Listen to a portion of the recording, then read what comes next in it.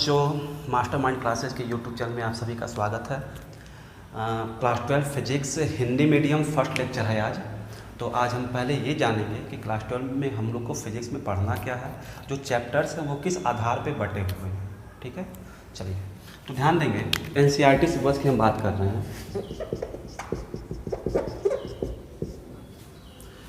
Class 12 physics दो भागों में बटा हुआ है, भाग 1 और भाग 2। ठीक है, पूरा बुक आपके दो भाग में बटा हुआ है। तो हम फिजिक्स भाग 1 की हम बात कर रहे हैं। फिजिक्स भाग 1 जो है क्लास 12 का, वो पूरा का पूरा वैद्युत चुंबकत्व है। वैद्युत चुंबकत्व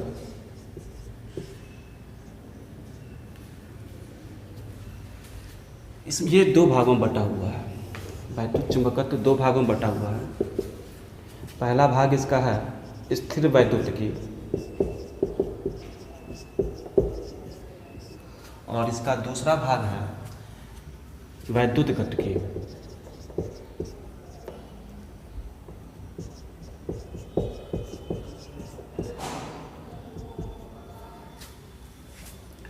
चलिए, स्थिर वैद्युतिकी नाम से पता चल रहा है। स्थिर मतलब रुका हुआ, वैद्युतिकी का मतलब आवेश से है, रुका हुआ आवेश, विराम आवेश।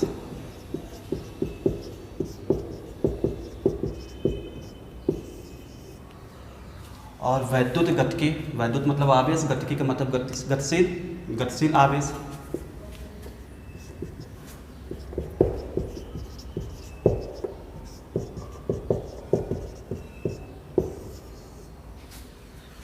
तो स्थिर वैद्युतिकी में हम लोग विराम आवेश के गुणधर्मों का अध्ययन करते हैं। जो भी हेडिंग्स पढ़ेंगे उसमें आवेश जो है रुका हुआ रहेगा। और गतिशील यहाँ पर क्या है, वैद्युत गतिकी में जो हेडिंग्स पढ़ेंगे उसमें आवेश गतिशील रहेगा। ठीक है, अब देखिए विराम आवेश, इसका वेग कितना, 0। गतिशील आवेश दो तरह से हो सकता है। एक तो एक समान चाल से चल रहा हो, एक समान वेग से चल रहा हो, और दूसरा असमान वेग से चल रहा हो। तो यहाँ पर दो पार्ट हो जाते हैं। अगर वेग क्या हो, नियत, आवेश का वेग नियत हो, नियत वेग से चल रहा हो। वेग नियत मतलब त्वरण 0। ठीक है, उसमें त्वरण नहीं है, नियत वेग से चल रहा है। अच्छा, यहाँ पर त्वरित गति, उसका वेग बदल रहा है, यहाँ पर त्वरण है, वेग चेंज हो रहा है, वेग नियत नहीं है, यहाँ पर त्वरण है। यहाँ पर त्वरण 0 है और यहाँ पर त्वरण है। ठीक है, यहाँ पर आवेश त्वरित गति कर रहा है, उसका वेग चेंज हो रहा है। अब ध्यान देंगे, आवेश अगर रुका हुआ है तो वह क्या उत्पन्न करता है, रुका हुआ आवेश केवल वैद्युत क्षेत्र उत्पन्न करता है, केवल वैद्युत क्षेत्र उत्पन्न करता है। ठीक है, और जब आवेश नियत वेग से गतिशील होता है तो वह वैद्युत क्षेत्र के साथ साथ चुंबकीय क्षेत्र भी उत्पन्न करता है। वैद्युत क्षेत्र तथा चुंबकीय क्षेत्र दोनों उत्पन्न करता है। और आवेश जब त्वरित गति करता है, ठीक है, उसमें त्वरण है, तो वह वैद्युत क्षेत्र और चुंबकीय क्षेत्र के अलावा इन दोनों, ये दोनों तो उत्पन्न करता ही है, साथ में वैद्युत चुंबकीय तरंगे भी उत्पन्न करता है। तो यहाँ पर आवेश वैद्युत क्षेत्र उत्पन्न करेगा, वैद्युत क्षेत्र व चुंबकीय क्षेत्र तथा वैद्युत चुंबकीय तरंगे,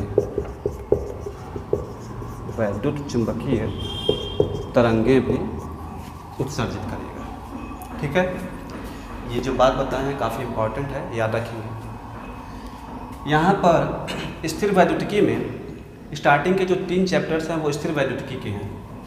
स्टार्टिंग के 3 चैप्टर्स कौन कौन से? पहला जो चैप्टर है आपका वैद्युत आवेश तथा क्षेत्र, वैद्युत क्षेत्र। ठीक है, दूसरा चैप्टर गॉस का प्रमेय, गॉस का प्रमेय, और तीसरा चैप्टर वैद्युत विभव तथा संधारित्र।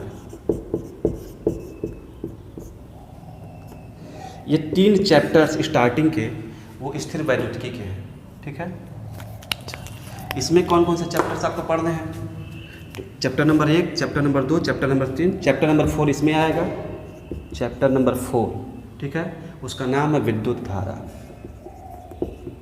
विद्युत धारा, चैप्टर नंबर 4।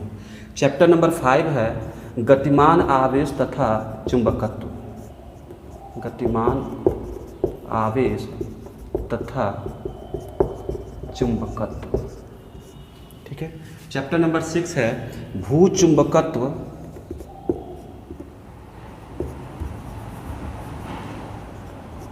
भू चुंबकत्व तथा चुंबकीय पदार्थ, ठीक है। चैप्टर नंबर 7 वैद्युत चुंबकीय प्रेरण, वैद्युत चुंबकीय प्रेरण। और चैप्टर नंबर 8 है प्रत्यावर्ती धारा, ठीक है, प्रत्यावर्ती धारा। तो ये जो चैप्टर्स हैं वो इन चैप्टर्स में वेग क्या रहेगा? नियत रहेगा आवेश का। चैप्टर नंबर 9 यहाँ पर वो है आपका वैद्युत चुंबकीय तरंगें, चैप्टर का नाम ही है वैद्युत चुंबकीय तरंगें, वैद्युत चुंबकीय तरंगें। तो ये आपको फिजिक्स पार्ट 1 में जो पढ़ना है, उम्मीद है आपको समझ में आ गया होगा कि किस तरह से चैप्टर्स किस आधार पर बटे हुए हैं। यहाँ पर वैद्युत गतिकी में आवेश गतिशील है और गतिशील आवेश से विद्युत धारा उत्पन्न होता है, ठीक है। तो विद्युत धारा के ढेर सारे उपयोग हैं, अनुप्रयोग हैं।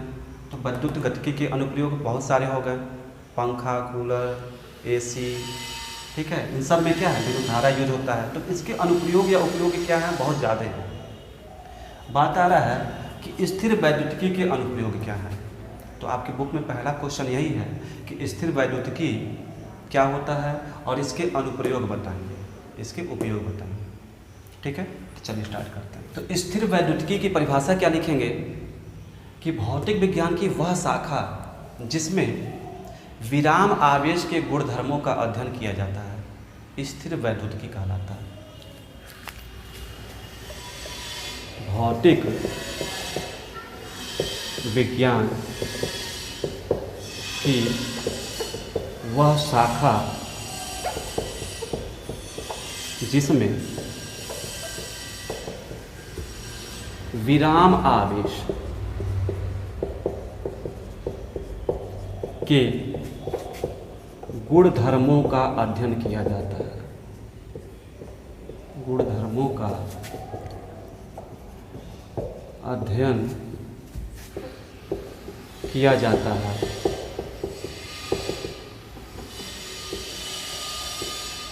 स्थिर वैद्युतिकी कहलाता है। स्थिर वैद्युतिकी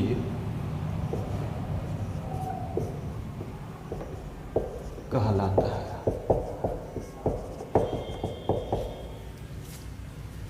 तो परिभाषा क्लियर है। चलिए इसके अनुप्रयोग जान लेते हैं, उपयोग जान लेते हैं। स्थिर वैद्युतिकी के अनुप्रयोग, तो इसका अनुप्रयोग नंबर 1 है संधारित्र। संधारित्र को अंग्रेजी में कैपेसिटर कहते हैं और इसको कंडेंसर भी कहते हैं।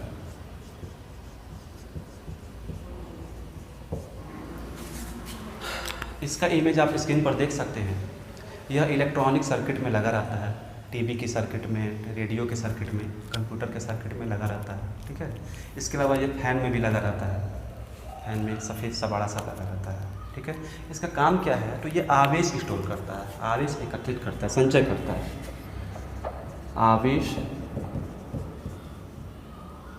का संचय या विद्युत ऊर्जा भी संचित करता है। विद्युत ऊर्जा का संचयन, विद्युत ऊर्जा को आवेश के रूप में एकत्रित करता है, ठीक है। तो it stores electric energy in form of charge. अब देखिए इसका काम क्या है। तो जब भी किसी विद्युत यंत्र को आप ऑन करते हैं तो स्टार्टिंग में उसको अधिक आवेश चाहिए होता है, एक्स्ट्रा आवेश चाहिए होता है। जैसे साइकिल को जब आप चलाते हैं तो स्टार्टिंग में अधिक बल लगाना पड़ता है। जड़ तो आप पढ़े होंगे क्लास 9th में, तो जड़त्व वाला गुण कुछ इस वैद्युत में भी होता है। तो जब किसी विद्युत यंत्र को चालू करते हैं, ऑन करते हैं, तो उसको अधिक करंट चाहिए होता है, एक्स्ट्रा आवेश चाहिए होता है। एक्स्ट्रा आवेश कौन देगा? यही देगा। ये एक्स्ट्रा आवेश देने का काम करता है। फैन जब पुराना हो जाता है तो आप क्या करते हैं? कंडेंसर इसका बदल देते हैं, फैन का स्पीड बढ़ जाता है। अच्छा, आवेश या विद्युत ऊर्जा तो बैटरी भी स्टोर करता है, लेकिन बैटरी क्या है? बैटरी का आकार काफ़ी बड़ा होता है, बहुत बड़ा होता है, जबकि इसका आकार बहुत छोटा होता है। बैटरी की तरह इसमें भी पॉजिटिव और नेगेटिव प्लेट होते हैं। पॉजिटिव प्लेट और ये है नेगेटिव प्लेट। पॉजिटिव और नेगेटिव प्लेट के बीच में विद्युत क्षेत्र होता है, धन प्लेट से ऋण प्लेट की ओर, ठीक है। और इसमें कोई परावैद्युत पदार्थ भर देते हैं। तो चैप्टर नंबर 3 संधारित्र है, वहाँ पर इसके बारे में पूरा डिटेल में आप पढ़ेंगे। संधारित्र के प्रकार, इसके फार्मूले, सब कुछ वहाँ पर पढ़ेंगे। चलिए अब एप्लीकेशन नंबर 2 पर आते हैं। अनुप्रयोग संख्या 2 पर हम आते हैं। अनुप्रयोग संख्या 2 है वान डे ग्राफ जनित्र। वान डे ग्राफ जनित्र, इसका इमेज आप स्क्रीन पर देख सकते हैं। यह क्या होता है? तो यह आवेश उत्पन्न करने का कार्य करता है। इसका जो ऊपर आप देख रहे हैं कि धातु का खोखला गोला है, तो धातु के खोखले गोले के ऊपरी पृष्ठ पर आवेश उत्पन्न किया जाता है। बहुत ज़्यादा मात्रा में आप आवेश स्टोर कर सकते हैं, उत्पन्न कर सकते हैं इसके ऊपर, ठीक है। इतना ज़्यादा इसके ऊपर आवेश एकत्रित कर सकते हैं कि स्पार्किंग भी होती है, ठीक है। अच्छा, तो ये क्या करता है? आवेश उत्पन्न करता है। यह इलेक्ट्रोस्टैटिक जनरेटर है, आवेश उत्पन्न करने के लिए उपयोग किया जाता है। आवेश उत्पन्न किया जाता है इसके ऊपरी पृष्ठ पर, ठीक है। अच्छा, इसका जो है संधारित्र वाले चैप्टर में वान डे ग्राफ जनित्र भी पढ़ेंगे, वहाँ पर डिटेल में पढ़ेंगे, इसका कार्यविधि पढ़ेंगे, संरचना पढ़ेंगे। ये भी आपके कोर्स में है, सिलेबस में है। ये भी आपके सिलेबस में है, ये भी आपके सिलेबस में, तो वहाँ पर डिटेल में इसके बारे में पढ़ने को मिलेगा, ठीक है। चलिए अब जो है तीसरे अनुप्रयोग की हम बात कर रहे हैं। तीसरा अनुप्रयोग है आकाशीय बिजली।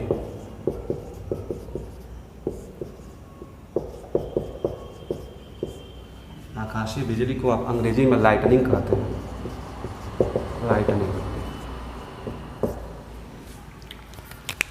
ध्यान देंगे, जब आप प्लास्टिक के कंघी को सूखे बाल पर रगड़ते हैं तो वह कागज़ के छोटे टुकड़ों को आकर्षित करता है। तो यह है क्या? वो ये स्थिर वैद्युत ही, इसको स्थिर वैद्युतिकी ही कहते हैं। इसके अलावा आप बर्थडे पार्टी में क्या करते हैं? बैलून है, बैलून को आप रब करते हैं कपड़े पर और फिर दीवार पर ऐसे आप चिपका देते हैं, दीवार पर चिपक जाता है बैलून, ठीक है। आवेश उत्पन्न हो जाता है उसके ऊपर, वो स्थिर वैद्युतिकी ही है। जो आवेश उत्पन्न हो रहा है कंघी पर या बाल पे, कंघी पे धनावेश उत्पन्न होता है, बाल पर ऋण आवेश उत्पन्न होता है। और ये कैसा आवेश है? स्थिर आवेश है। कंघी पर जो आवेश है स्थिर आवेश है, स्थिर वैद्युतिकी में ही आता है ये सब चीज़, ठीक है। तो आकाशीय बिजली कैसे वर्क करता है, चलिए इसका बेसिक प्रिंसिपल समझ लेते हैं। आकाशीय बिजली में क्या होता है कि बादल है, बादल हवा बहने की दिशा में आगे बढ़ता है, तो बादल और वायु के बीच में घर्षण होता है, रगड़ होता है, और बादल के बीच में भी घर्षण रगड़ होता है, जिससे कि आवेश उत्पन्न हो जाता है। धन आवेश, ऋण आवेश, धन आवेश, ऋण आवेश, ठीक है। और ये है पृथ्वी। पृथ्वी का जो वैद्युत विभव होता है वो 0 वोल्ट होता है। क्लास 10th में आप पढ़े होंगे, ठीक है। अब देखिए, आपको जो है आकाशीय बिजली बादल के अंदर भी देखने को मिलता है, +2- 2 बादलों के बीच में भी आप कभी कभी चमक देखते होंगे, आकाशीय बिजली देखते होंगे। और बादल और अर्थ के बीच तो आकाशीय बिजली होता ही है। बारिश के दौरान जब भारी बारिश होता है तो बिजली गिरती है, ठीक है। मान लीजिए ये जो आकाशीय बिजली है धन आवेश के कारण उत्पन्न हो रहा है, और ये आकाशीय बिजली मान लीजिए ऋण आवेश के कारण उत्पन्न हो रहा है। जो धन आवेश के कारण जो आकाशीय बिजली उत्पन्न होता है, जमीन पर गिरता है, ठीक है, इसका लाइट, इसका साउंड, इसका एनर्जी, इसका वोल्टेज, तीनों के तीनों इसके कंपैरिजन में बहुत ज़्यादा होते हैं, ठीक है। अब जो है अगले अनुप्रयोग की ओर बढ़ते हैं।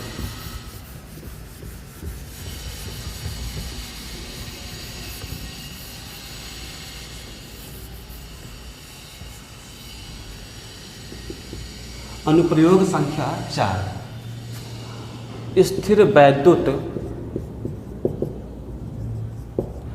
अवक्षेपित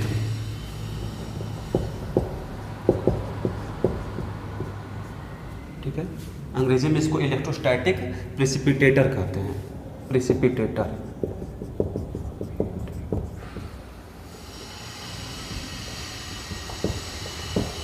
ठीक है, इसका इमेज आप स्क्रीन पर देख सकते हैं। ये क्या होता है इसको समझते हैं। अवक्षेपित्र, ध्यान देंगे कारखाने में, फैक्ट्री में क्या होता है कि काफ़ी धुआं उत्पन्न होता है ईंधन के जलने से, और उससे वायु प्रदूषण होता है।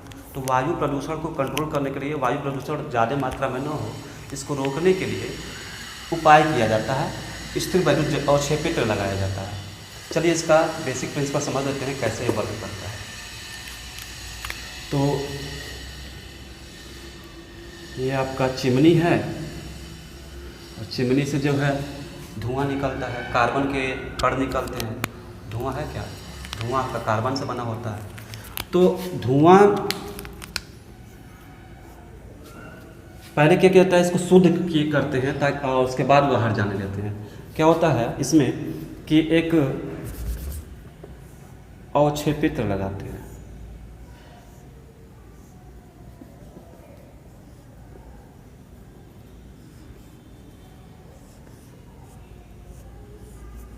यहाँ पर धातु की जाली लगा देते हैं, और ईंधन के जलने से जो भी धुआं उत्पन्न हो रहा है और धूल उत्पन्न हो रहा है उसको इससे गुजारते हैं।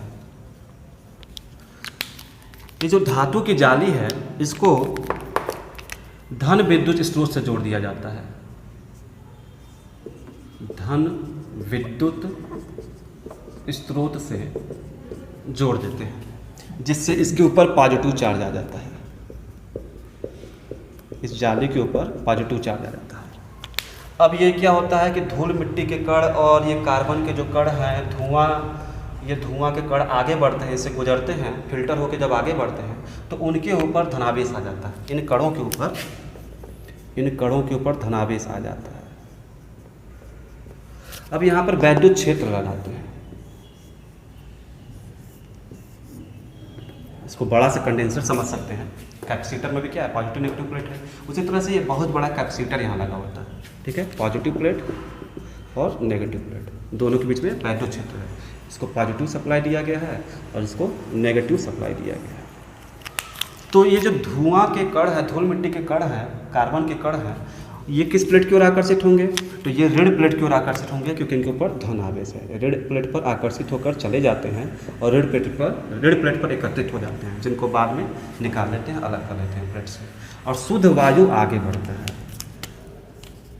ठीक है, साफ वायु आगे बढ़ता है और इसी को चिमनी से बाहर निकलने देते हैं। और इस तरह से जो है प्रदूषण को रोका जाता है। तो स्थिर वैद्युत अवक्षेपित्र क्या होता है आपको समझ में आ गया होगा। यहाँ पर क्या हो रहा है, प्लस और माइनस के बीच में आकर्षण हो रहा है। ठीक है, और यहाँ पर स्थिर वैद्युत इलेक्ट्रोस्टैटिक डिफ्लेक्शन का मतलब होता है विचलन। स्थिर वैद्युत विचलन हो रहा है, तो स्थिर वैद्युत विचलन हो रहा है, और ये भी स्थिर वैद्युतिकी के अनुप्रयोग में आता है। ठीक है, अगला जो है अनुप्रयोग, इसको समझ लेते हैं।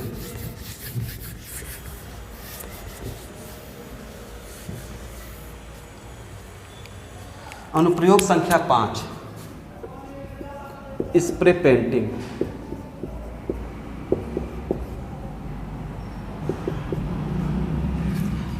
चलिए इसको समझ लेते हैं। तो ध्यान देंगे, कंपनी से जब कार आप नया खरीदते हैं, बाइक खरीदते हैं, तो उसके ऊपर जो पेंट चढ़ी होती है काफ़ी शाइन करता है, बहुत ही बारीक पेंट चढ़ा होता है।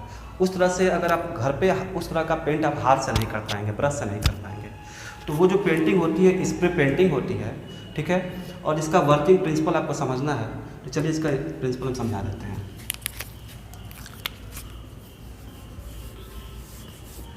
इसमें क्या किया जाता है, जैसे कि साइकिल का फ्रेम है, साइकिल का लोहे का फ्रेम है और इसको पेंट करना है।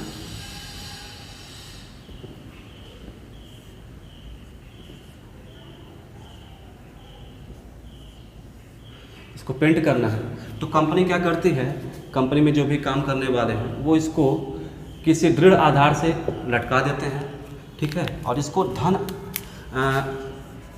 इसको कनेक्शन दे देते हैं, इसको जोड़ देते हैं धन विद्युत स्रोत से, धन विद्युत स्रोत, धन विद्युत स्रोत से जोड़ देते हैं, जिससे इसके ऊपरी पृष्ठ पर धनावेश एक समान रूप से फैल जाता है। ध्यान देंगे, जब भी किसी धातु को आप आवेश देते हैं तो आवेश उसके बाह्य पृष्ठ पर, ऊपरी पृष्ठ पर एक समान रूप से फैलता है। धातु के अंदर आवेश नहीं जाता है, आवेश अगर आप उसको दे रहे हैं तो। ये बात ध्यान देंगे, ये बात अभी आगे भी यूज होगा कई चैप्टर्स में, ठीक है। तो आवेश इसके ऊपरी पृष्ठ पर एक समान रूप से फैल गया है। अब क्या करते हैं कि स्प्रे गन, ये स्प्रे गन है,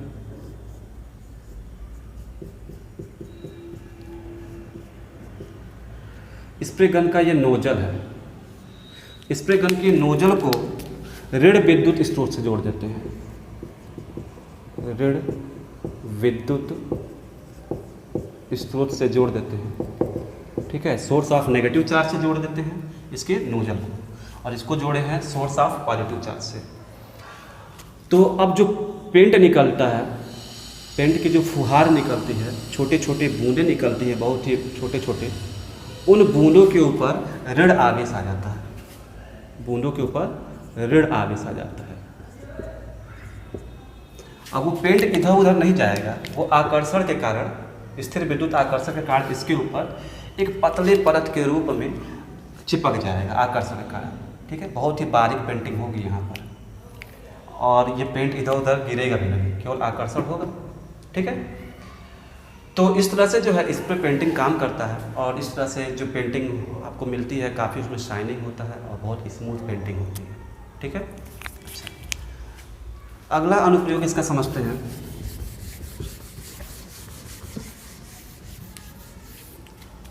अनुप्रयोग संख्या 6, फोटोकॉपी मशीन।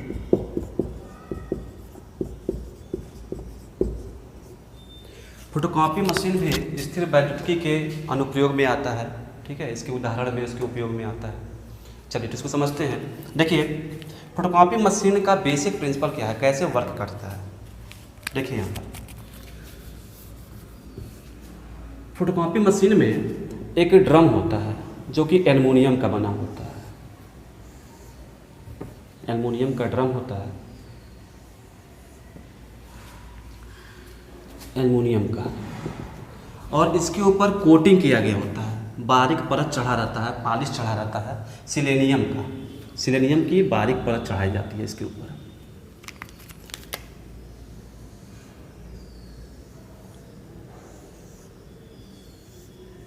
सिलेनियम, तो सिलेनियम क्या है, तो सिलेनियम एक फोटो कंडक्टिंग मटेरियल है, प्रकाश सुग्राही ये मटेरियल है।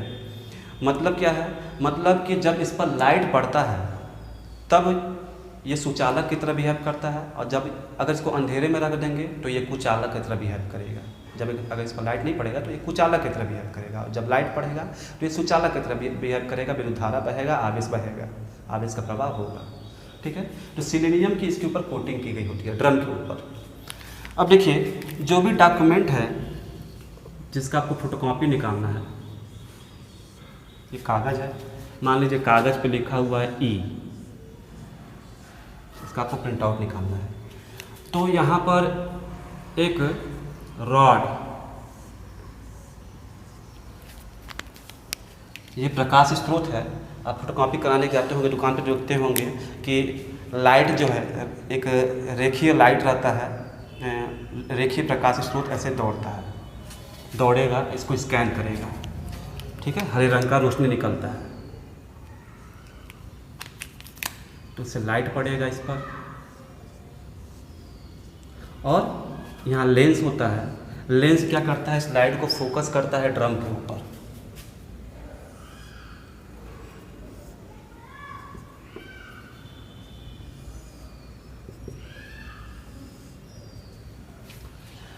अब ध्यान देंगे, इस ड्रम को पहले से पॉजिटिव चार्ज दे दिया गया होता है,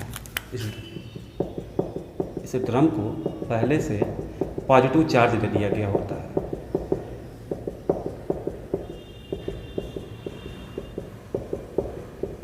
पॉजिटिव चार्ज एक समान रूप से इसके ऊपरी पृष्ठ पर रहता है, पहले से दे दिया जाता है, ठीक है। अब ध्यान देंगे, ये सेलेनियम ऊपरी पृष्ठ पर क्या है, सेलेनियम है, तो लाइट पड़ेगा, जहाँ लाइट पड़ेगा वो हिस्सा सुचालक की तरह बिहेव करेगा, वो भाग सुचालक की तरह बिहेव करेगा, और उस भाग का आवेश एल्युमिनियम के बॉडी से होते हुए अर्थ में चला जाएगा, ठीक है। तो जहाँ पर लाइट पड़ेगा वहाँ का आवेश एल्युमिनियम से होते हुए अर्थ को चला जाएगा। ये उल्टा भी कर सकते हैं कि अर्थ से इलेक्ट्रॉन आएगा और इलेक्ट्रॉन पे क्या है, नेगेटिव चार्ज है, या पॉजिटिव चार्ज को क्या करेगा, न्यूट्रल कर देगा, निरस्त कर देगा। प्लस माइनस के मिलने से क्या होता है, एक दूसरे को निरस्त कर देंगे, कैंसिल कर देंगे।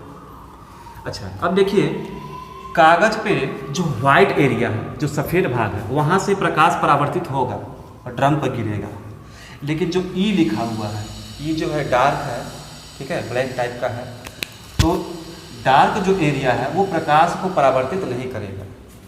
आपको पता है कि काले पदार्थ क्या करते हैं, काले पदार्थ पे, काले पृष्ठ पर जब प्रकाश गिरता है तो वो प्रकाश का अवशोषण करता है, और सफ़ेद चमकदार पृष्ठ क्या करता है, प्रकाश को परावर्तित करता है। तो जो सफ़ेद भाग है उस हिस्से से लाइट परावर्तित होकर ड्रम पे पहुँचेगा और वहाँ पर आवेश न्यूट्रल हो जाएंगे, आवेश खत्म हो जाएंगे, और जो ई है यहाँ पर, यहाँ से आवेश रिफ्लेक्ट होकर के इस पर नहीं पहुँचेगा, तो रिफ्लेक्ट होकर के नहीं पहुँचेगा, वहाँ का आवेश नहीं खत्म होगा, तो ई शेप जैसा इस पर आवेश बचा रह जाएगा, तो ड्रम पर कुछ इस तरह का इमेज बन जाएगा। ड्रम पर ई शेप का पॉजिटिव चार्ज बचा रहेगा, ई आकार का, ई आकृति का पॉजिटिव चार्ज बचा रहेगा, यहाँ पर प्रकाश नहीं पहुँचा है, ठीक है, वो डिस्चार्ज नहीं हुआ। अब देखिए, टोनर होता है, टोनर से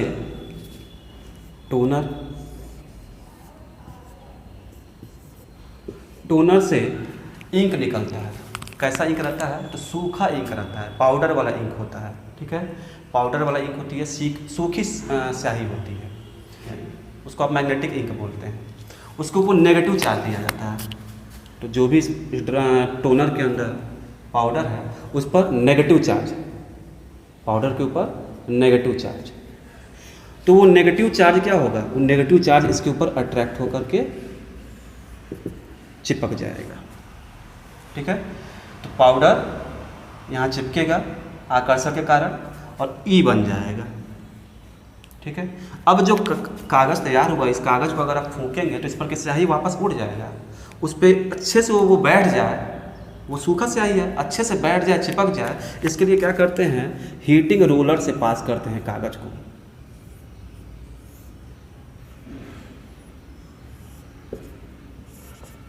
तो कागज़ को जब हीटिंग रोलर से पास करेंगे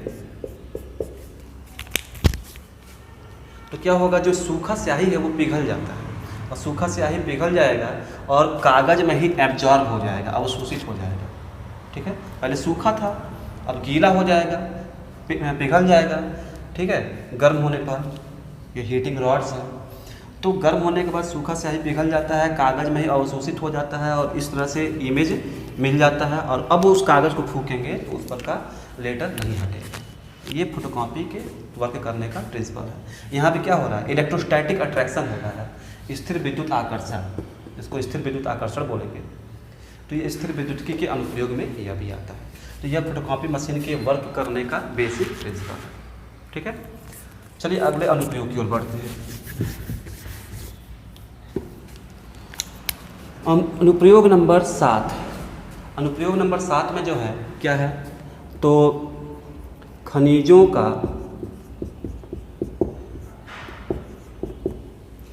सॉर्टिंग ऑफ मिनरल्स, खनिजों की छटाई में, खनिजों की छटाई में अंग्रेजी में कहते हैं सॉर्टिंग ऑफ मिनरल्स।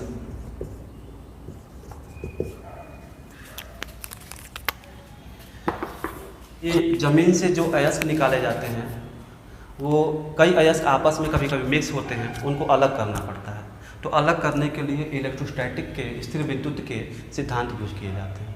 ठीक है, कैसे? तो चलिए देखिए, जैसे उदाहरण के तौर पे फास्फेट अयस्क और क्वार्ज अयस्क अगर आपस में मिक्स कर गया है, आपस में मिल गए हैं, दोनों को अलग करना है, तो करते क्या हैं, देखिए वाइब्रेटिंग फीडर में पहले दोनों को डाल देते हैं। तो इसमें फास्फेट अयस्क के भी दाने हैं और क्वार्ज अयस्क के भी दाने हैं इसमें।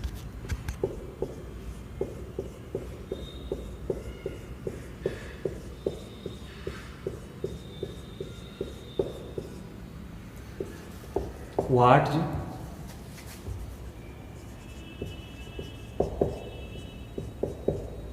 और फास्फेट अयस्क के दाने,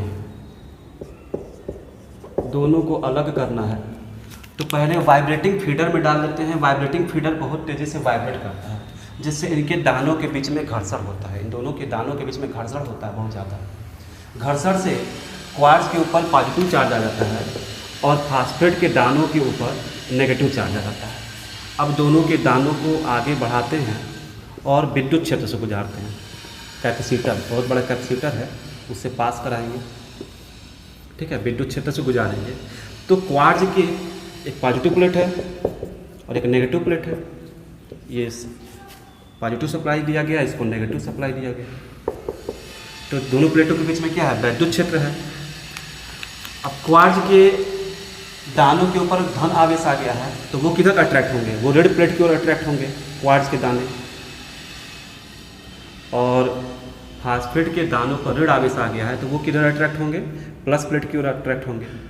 ठीक है,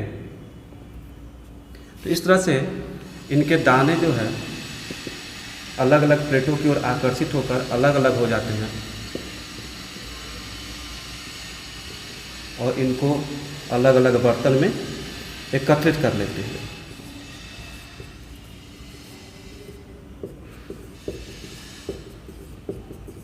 तो इस तरह से खनिजों की छटाई में स्थिर विद्युत का उपयोग करते हैं। यहाँ पर क्या हो रहा है, इलेक्ट्रोस्टैटिक डिफ्लेक्शन हो रहा है, मतलब स्थिर विद्युत विचलन का हो रहा है। यहाँ पर विद्युत क्षेत्र से गुजर रहा है तो स्थिर विद्युत विचलन हो रहा है। एक धन प्लेट की ओर आकर्षित हो रहा है, एक ऋण प्लेट की ओर आकर्षित हो रहा है। ठीक है, स्थिर विद्युत के ये भी सिद्धांत पे कार्य करता है। अगला देखिए, अगला अनुप्रयोग है नंबर 8, कैथोड किरण नलिका। कैथोड किरण नलिका, अंग्रेजी में कैथोड रे ट्यूब कहते हैं। Cathode ray tube, picture tube भी इसको आप कहते हैं साधारण बोलचाल की भाषा में। ठीक है, तो कैथोड रे ट्यूब क्या होता है, तो अब फ्लैट टीवी का ज़माना है। पहले समय में क्या होता था, पहले समय में जो टीवी थी उसमें पिक्चर ट्यूब निकला रहता था पीछे की ओर। ठीक है, कुछ इस तरह से होता था, पिक्चर ट्यूब निकला रहता था और ये स्क्रीन है, ये प्रतिदीप्ति स्क्रीन है, प्रतिदीप्ति स्क्रीन, फ्लोरोसेंट स्क्रीन। और इसमें यहाँ पर फिलामेंट रहता था, इलेक्ट्रॉन का बीम निकलता था, कैथोड किरण निकलता था और कैथोड किरण स्क्रीन पर जाकर टकराता था, स्क्रीन पर लाइट आता था। ठीक है, तो अब जो है इस तरह का टीवी नहीं चल रहा है, अब तो फ्लैट टीवी चल रहा है। और इलेक्ट्रॉन के पाथ को नियंत्रित करने के लिए, इलेक्ट्रॉन किधर जाएगा किधर मुड़ेगा, तो इलेक्ट्रॉन के किरण को पथ को नियंत्रित करने के लिए क्या करते थे, कंट्रोल ग्रिड्स लगाते थे और विद्युत क्षेत्र लगाते थे। दो तरह का विद्युत क्षेत्र लगाते थे, पॉजिटिव प्लेट, नेगेटिव प्लेट। तो एक हॉरिजॉन्टल विद्युत क्षेत्र लगाते थे, एक वर्टिकल विद्युत क्षेत्र लगाते थे, सॉरी ऊर्ध्वाधर विद्युत क्षेत्र और क्षैतिज विद्युत क्षेत्र, दो तरह का विद्युत क्षेत्र लगाते थे। तो इलेक्ट्रॉन किरण को नियंत्रित करते थे। ठीक है, और स्क्रीन पर टकराता था तो चमक उत्पन्न होती थी, स्क्रीन पर लाइट आती थी। तो यहाँ भी क्या हो रहा है, इलेक्ट्रोस्टैटिक अट्रैक्शन हो रहा है, ठीक है। स्थिर विद्युत इलेक्ट्रोस्टैटिक डेविएशन मतलब विचलन, तो स्थिर विद्युत विचलन हो रहा है, किधर मुड़ेगा प्रधान प्लेट की ओर, ऋण प्लेट की ओर, इसको हम नियंत्रित कर सकते हैं, ठीक है। तो यह भी जो है स्थिर वैद्युतिकी के अनुप्रयोग में आता है।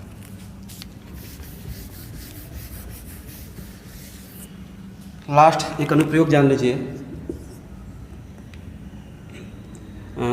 स्थिर विद्युत लाउड स्पीकर। ये क्या होता है, तो ये लाउड स्पीकर का इमेज आप स्क्रीन पर देख सकते हैं, ठीक है। इसमें जो है मेम्ब्रेन, इसमें आप देख रहे होंगे कि एक पॉजिटिव प्लेट दिख रहा होगा स्क्रीन पर आपको इमेज में, एक नेगेटिव प्लेट दिख रहा होगा, एक नेगेटिव प्लेट दिख रहा होगा, और इन दोनों प्लेट को बीच में एक और प्लेट आपको दिख रहा होगा, वो डायाफ्राम है। बीच में जो प्लेट है वो आपका डायाफ्राम कहेंगे, या इसको आप मेम्ब्रेन कहेंगे, मेम्ब्रेन झिल्ली। तो पॉजिटिव नेगेटिव प्लेट के बीच में ये वाइब्रेट करता था, और इसके डायफ्राम के वाइब्रेशन से साउंड डेवलप होता था। तो अब इस तरह का स्पीकर नहीं यूज होता है, पहले इस तरह का स्पीकर प्रयोग किया जाता था। तो ये स्थिर वैद्युतिकी के अनुप्रयोग हैं, उम्मीद है आपको ये समझ में आया होगा, ठीक है। और अगर आपको समझ में आ गया है तो आप वीडियो को लाइक कीजिए, चैनल को सब्सक्राइब कीजिए, ठीक है, और लोग अपने फ्रेंड्स को शेयर कीजिए। Thank you.